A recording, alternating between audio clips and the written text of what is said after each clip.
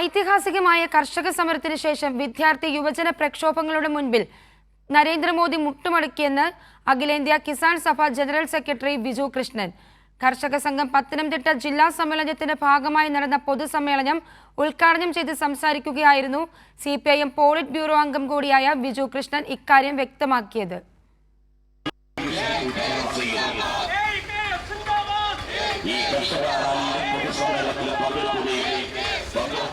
നൂറുകണക്കിന് കർഷകർ പങ്കെടുത്ത വമ്പൻ റാലിക്ക് ശേഷമാണ് പൊതുസമ്മേളനത്തിന് തുടക്കം കുറിച്ചത്.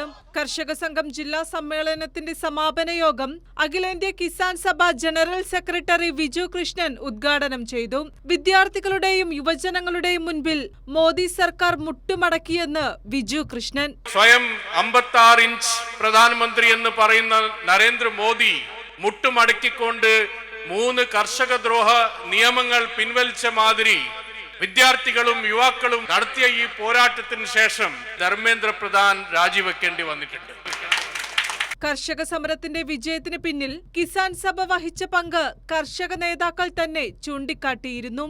സമാനമായി ഡൽഹിയിൽ നടന്ന വിദ്യാർത്ഥി യുവജന സമരത്തിലും ഇടതുപക്ഷം വലിയ പങ്ക് വഹിച്ചു. We can also say in the present struggle the red flag has played almost a similar kind of role. Kerala കർഷക സംഘം പത്തനംതിട്ട ജില്ലാ സെക്രട്ടറിയായി തുളസീധരൻ പിള്ളയും പ്രസിഡന്റായി സജി ചാക്കോയെയും സമ്മേളനം തിരഞ്ഞെടുത്തു. സമാപന സമ്മേളനത്തിൽ സംസ്ഥാന ജില്ലാ നേതാക്കളും 100 കണക്കിന് പ്രവർത്തകരും പങ്കാളികളായി. കൈരളി ന്യൂസ്, പത്തനംതിട്ട.